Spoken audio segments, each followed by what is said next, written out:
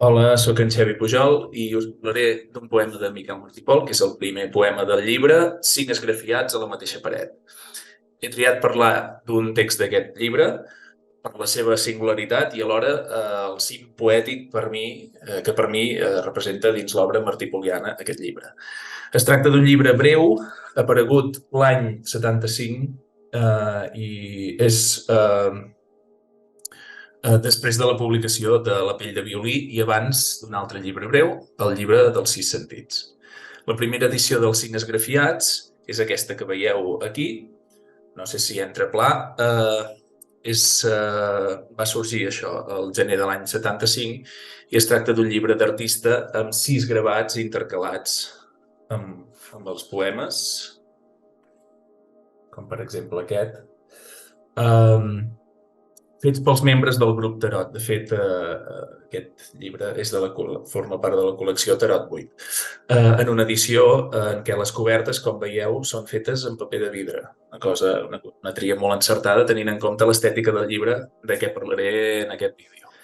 Bé, doncs, Pere Ferrés, un principal estudiós de l'obra de Martí Pol, o un dels principals, diu al pròleg d'aquesta antologia que veieu aquí de l'obra poètica de Martí Pol, que aquesta obra poètica és d'una gran coherència i es presenta amb un acusat sentit unitari. Estic llegint paraules textuals. Diu Ferrés, que deriva de l'íntim lligam que s'hi estableix entre vida i poesia. En aquest mateix sentit, Ferrés, més endavant, diu que, si bé és cert que podem establir unes certes etapes en la seva producció, mai no assenyalen ruptures. Cal entendre-les com a estadis dins d'una evolució. Bé, tot i això, jo penso que l'elaboració estètica que hi ha als cinc esgrafiats suposa fins a cert punt, no un tall, però sí un salt paradigmàtic en la producció del poeta, en què s'explota una veta fins a cert punt inèdita que, a parer meu, reprendran després, en alguns casos, poetes com, penso jo, Maria Mercè Marçal.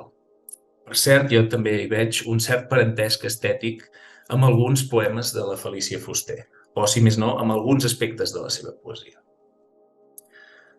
D'acord amb això que deia, aquest salt a què em referia, Pep Paré, el pròleg d'aquest volum que us ensenyaré ara, de l'obra poètica de Martí Pol, un volum molt recent, editat el 2021, diu Paré, dels cinc esgrafiats a la mateixa paret, que es tracta, i cito textualment, d'un llibre extraordinari en tots els sentits, i que, malgrat la seva brevetat, torno a obrir cometes, és una peça fonamental per entendre la poètica més essencial de Miquel Martí Pol. I continua Paré. Ara la poètica anterior de l'autor s'amplifica, inclou una dimensió plàstica, cromàtica, textural, nova i rica, que afina la seva obra. Certament, amb ressons del postsimbolisme, els poemes s'afuen en significats i reverberacions fins aleshores no mostrats. Bé, ara reprenc el fragment que he citat just ara de Pere Ferrés per aturar-nos en un altre aspecte que se'n desprèn. Ferrés afirmava que l'acusat sentit unitari de l'obra martipoliana deriva del lligam íntim amb la vida del poeta que presenta aquesta obra. En efecte, en el cas de Martí Pol, les lectures crítiques basades en una perspectiva biografista o contextualista, allunyades, per tant, en aquest sentit, de les tesis formalistes o estructuralistes, ofereixen unes possibilitats d'anàlisi molt productives, aquestes lectures que deia biografistes o contextualistes. En aquest sentit, és rellevant tenir en compte en quin moment vital es troba el poeta quan escriu els cinc esgrafiats. L'any 70, amb 41 anys, Martí Pol comença a patir una esclerosi múltiple, com és sabut, malaltia que li minva la mobilitat i li afecta la parla, i per la qual l'any 72 ha de deixar la seva feina a la fàbrica i passar a estar-se reclòs a casa, amb un radi d'acció reduït, evidentment, i amb una autonomia de moviment igualment migrada. Sembla que cap a l'any 75, segons explica Pere Ferrés, la malaltia va fer-se més estable, se li va estabilitzar, i alhora ell, fins a cert punt, va assumir la nova condició vital en què es trobava de resultes d'aquesta malaltia. Les obres d'aquells anys reflecteixen netament tota aquesta circumstància vital tan determinant, que són una circumstància d'una empremta fonda en l'ànim de qui la pateixi, sigui qui sigui, no? L'aclarament amb una possible mort propera, amb la incertesa d'un futur marcat per aquesta malaltia que, com diu Ferrés, el poeta sap irreversible, i un canvi de focus, molt més introspectiu ara, forçadament tancat de portes endins, són aspectes que emergeixen en els llibres d'aquells anys, especialment en els 5 esgrafiats a la mateixa paret. Ferrés parla de la solitud i de la fixació en un mateix en el si d'un, i ara cito un altre cop textualment, limitadíssim espai tancat d'un, torno a citar, món de cambra closa, un món tàctil, que, segons aquest estudiós, ja ha estat descobert a la pell del violí, però és en els 5 esgrafiats on troba l'expressió més sensiblement cisellada. Bé, doncs, tot seguit passaria a llegir aquest primer poema dels 5 poemes que integren els 5 esgrafiats a la mateixa paret.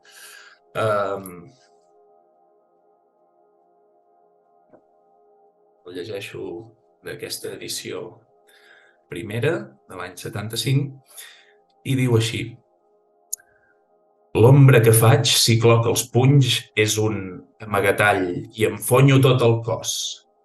Lluny l'espiral de la pluja i els vents, desferma cants i laments a l'atzar, i el temps ocell esfila garsa, sec, bocins del gran parrac, bruns l'abagot, mentre teixeix per anys, miralls secrets n'allargaran el so. Alceu les mans, si us en voleu salvar, pels aiguamolls esclaten roges flors de paper fi, i en algun lloc tal volta cauen llamps. Jo, rocallós, no em perdré pas per l'erm, de tant d'esforç, cridaire i agressiu, ans enclaustrat a dins de mi mateix, ben protegit per l'ombra amagatall. Em gestaré de nou fins que l'instant sigui vingut d'obrir de nou els punys. Bé, es tracta d'un poema, com la resta dels poemes del recull, amb una forma totalment regular i estrictament definida. Són poemes de 17 versos decasíl·labs, masculins i blancs, és a dir, acabats en mot agut, masculins, i sense rima, blancs, una forma que els estudiosos han qualificat d'aspra, igual que la sensació d'aspresa que desprenen les imatges d'aquests poemes. Expressió d'aquest món tàctil en què viu reclòs el poeta, i també representada en l'edició original del recull. Això, aquest fet de, com hem dit abans, que la coberta d'aquesta edició és feta de paper de vidre. És cert, crec, que per a l'oïda la manca de la dolcesa de la rima que la rima podria transmetre, i el fet que acabin de manera tallant els versos amb l'accent d'un mot agut pot contribuir a crear una sensació d'un material poètic adust, d'una textura pròfaga, abrasiva, com de devastar i d'esgarrapar, tal com ens suggereix, de fet, el poema 4 del recull, quan diu «arrenquen crostes fins que sagni», o amb el vers final, clava't les ungles fins a atènyer els mots. De fet, aquest vers final també l'ha fet servir Peré per titular el seu pròleg d'aquesta edició. És un vers molt sonor i molt potent i fins i tot una frase que sintetitza moltes coses i fins i tot lapidària. Bé, el ritme dels versos, d'altra banda, també és molt regular. En general, es tracta d'un ritme binari i iàmbic molt marcat. No sé si amb la meva lectura ho he acabat de reflectir, però vaja. Llavors, aquesta forma tan regular i tan rigorosament tancada dels poemes, però, a més, penso que es pot veure també com una nova mostra de conjunció amb el fons pel fet que els poemes expressen l'enclaustrament del jo líric dins les 4 parets d'una cambra i alhora dins el mur rocallós, paraula textual que sortia al poema, que ve a ser el seu cos. Uns poemes amb una forma regular, que es construeixen a partir d'una mètrica concreta i fixada. Poden suggerir la idea d'un clos de murs que, igualment, han estat construïts pedra a pedra a través de la tècnica. I, d'altra banda, hi ha un ús molt freqüent d'encavalcaments. Sovint són encavalcaments molt cridaners perquè a vegades hi ha oracions que només tenen una sola síl·laba, la darrera del vers, però la primera de l'oració, el vers en què comencen. I, per tant, representen una marca d'estil molt perceptible, perquè tu tot just està començant l'oració, la frase, però ja està acabant el vers. I, per tant, la frase es reprèn al nou vers. És una marca d'estil molt notable.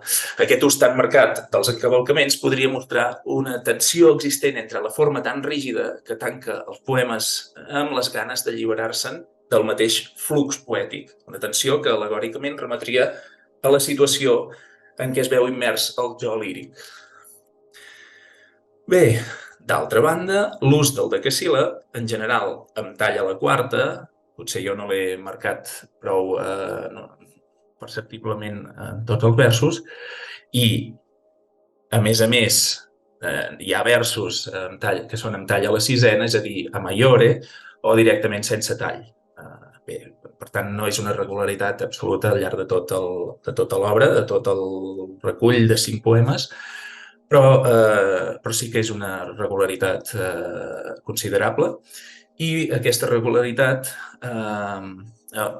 més concretament l'ús del decasíl·lab, pot suscitar en el lector un cert ressò medieval, decasíl·lab aquest a maiore, per tal com Ausiàs, Jordi, Pere Marc, Andreu Febrer van assentar aquesta forma de decasíl·lab, i això pot respondre a una certa voluntat del poeta, de Martí Pol, de cercar un fonament original, en el sentit recte del mot, en aquest cas, és a dir, en el sentit primer, anant a l'origen, que es podria explicar amb la idea que si fundem una poètica nova, com hem dit que passa amb aquest llibre dels 5 esgrafiats, fundem-la a partir d'una arrel fonda. I, per cert, a més, l'arrel és un dels símbols presents al recull.